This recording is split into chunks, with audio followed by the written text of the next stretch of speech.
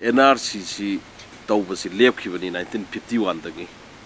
Lepkhrise karigino hai taragadi moina power games data illegal immigrant na khona khangnari basing maruena Bangladesh rum dagi Burma rum dagi chagaiba illegal immigrant sing je mogi vote bank oibani na NRC je tawragadi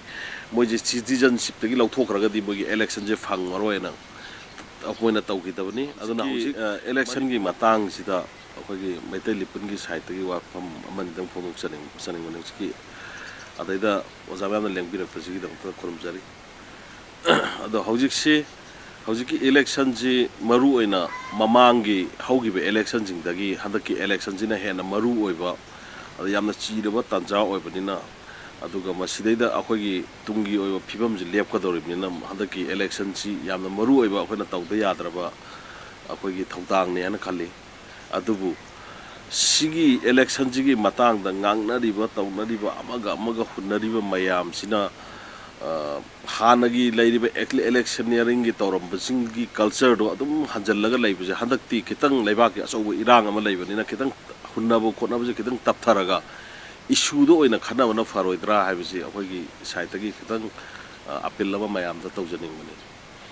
hojik si national registration NRC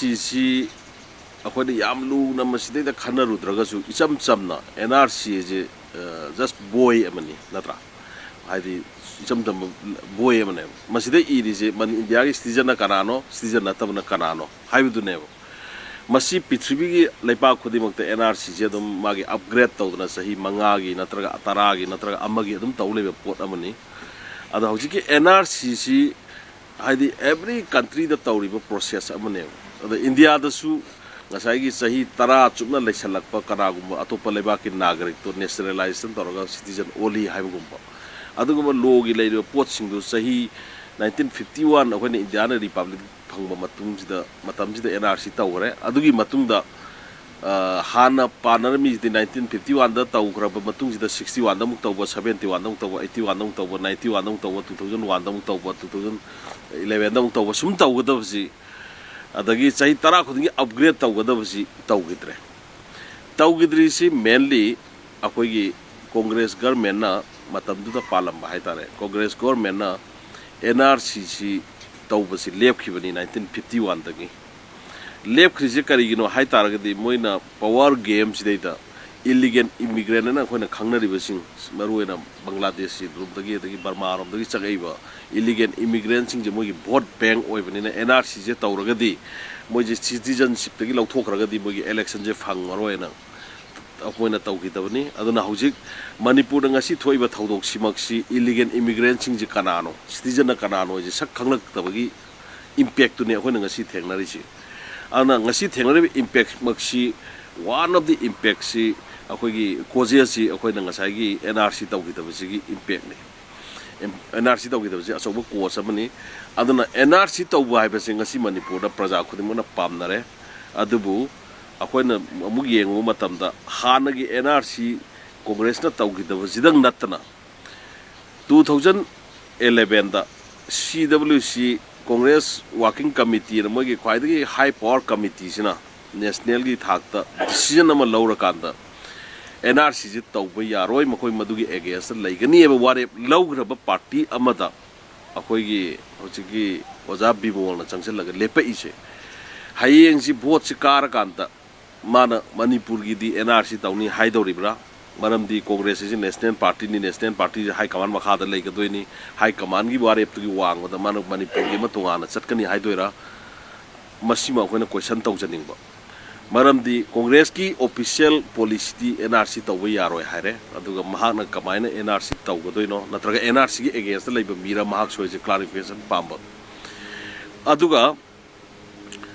Bhakta Charan Das nasu makhoi National General Secretary na lanji Meitei na haubani na yam toina hayo masida magi stand je karino magi official oiba version da Congress ki National General Secretary na lanji Meitei na haubani na mafang khudina law na janna law le ragan sidai da ngasai election mamang dadi akhoi oja bimol su yam laurami moi mari Meitei da nete kote magi high contribution hagadra in terms of ngasi irang dadi media da umre thok pus ma yaw re je akhoi khangi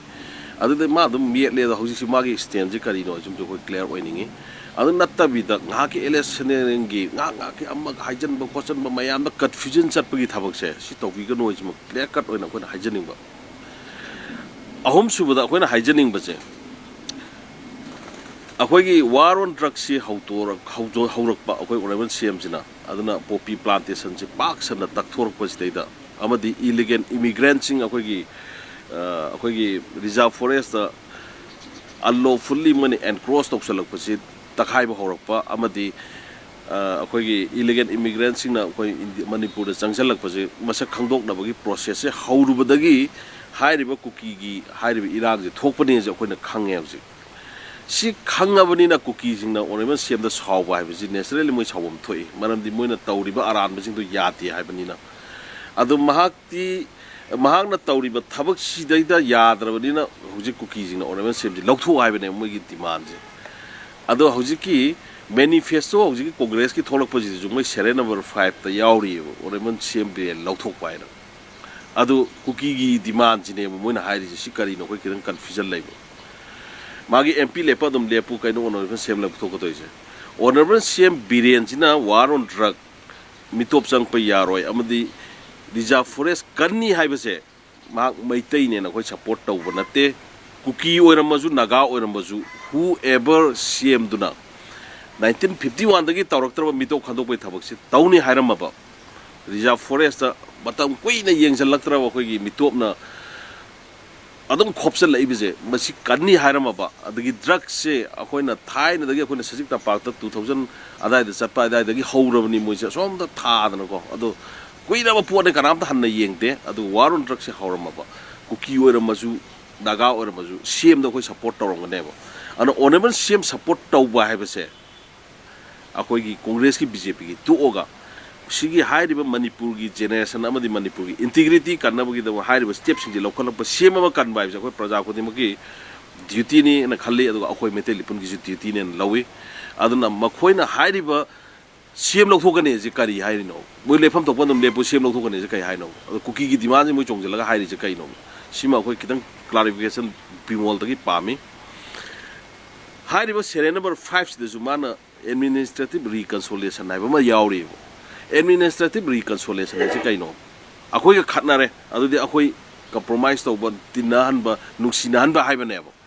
khatnari is di maram leitana Meitei gi maran sulai leitana Manipur gi maran sulai leitana kuki na mogi tauriba illegal jing to thingubagi torop neba criminal act neba moji sida kari reconciliation gi question no moina reconciliation administrative reconciliation is ga separate administration gi khena ba karai wai no ada eta confusion chapa loan je reconciliation je di administrative separation and the guy no ko toranga ga confusion janga no what is administrative reconciliation clearly concept to akoi the prajada ta halu natana nga ki lebak nusibu kot pa emotion sagalaga tawba electionary je to oja biren oja bimol ai masak khangi mana haiba je matam amada chinga tamga khaido ambasina akoi manipur da to khai tabani kai na mana haiba je ko mazu yamna paine ma zuma intellectual ma tholo pose kaina dum khalame do ma pangang angbo erame mana kari gumba tasengna thaja targati akoina manipur na statehood phangdringa gi mamang da akoi gi state ki oiba warep se akoina lawjadringa gi mamang da union territory oiringa matam da akoi gi 1971 da emergency matam da chinga tamga khaido meba congress te ma kawaina changse leiba adamana chinga tam pun gadam ne haramaga ngasi na congress chinga tam kha khaido iba congress do na ma kamai changse leiba adana adugi integrity ju yaw de na khali adana tana pagan sanabi ganu mayam da sima haijaning ani si ahum su bada ina haijaning basi BJP su thatra ma doi sure ngasi sida moi kari tawrage khoi khangte moi tawram badi yai ko adu akhoi de visible loiba sima gai di moi na tawre ngasi bo laite ana election loiraga na moi kai doino ji nakai sengna haibam change kuki ju gauji kada preparation tawri Meitei ju group tawri preparation mayama preparation tawnari la election ji lora khoi hatok na doiramu ada hatok na wairaga na moi armed forces do loi lokthokro phone अदुम एदा अंगम अंगम बातुक नालो अदुसु तौदे cookie न तौरगना मोगी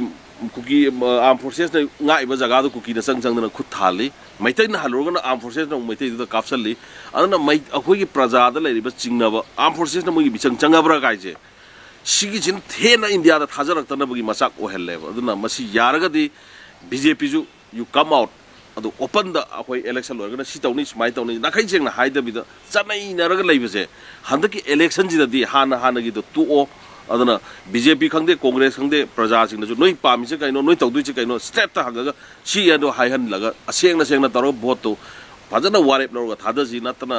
पाउंद हुन्नबु खोटनबुगी थबकसे तोपियु मरमदी अखोइगी ओइनदी हौजिसे election जे अखोइ याउजदबनी अखोइ मुन्ना खल्लगा इसा इसाना थादबिरो हारगा अखोइदी metal पुनगी ओइननी कोइ हाइजरिजे लैबनी मरमदी अखोइदी सिगी election जिगी मनुंगदा सिगी election जिगी security जिंगिना खरा पाधरकपा मतम माइ माइ मफम the चखरकांदा cookie जिंग खुद थारकदरा आइना खल्लगा मदु गाथोकनबगी सेम साबद अखोइ इलेक्शन की वाखन चंगदे अदना अखोइ केमत मोइ वाखन चंगदे अदना हौजि इलेक्शन जे सिगी तदी आइना हाइजरिजे क्लियर कट कांग्रेस थंबियु बिमोल जो क्लियर कट थंबियु अदब इंग्लिश के पाए थेचलगा टर्मिनोलॉजी तरो कंफ्यूज आंगनु सेंगना सी तौनी एनआरसी तौनी तौरोय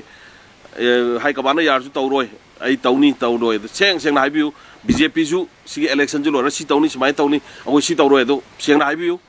अदुगा नतना अखोइ समम Narga थंबनु अदुगा honourable CM लौथोक बाइजे अखोइ यारोय मरमदि honourable CM कन बाइजे अखोइ मणिपुर दा लैरिबा अपुन मणिपुर की अपुन बसक्तम पाम खुदिमकी ड्यूटी नि अदुमा हाइनिंग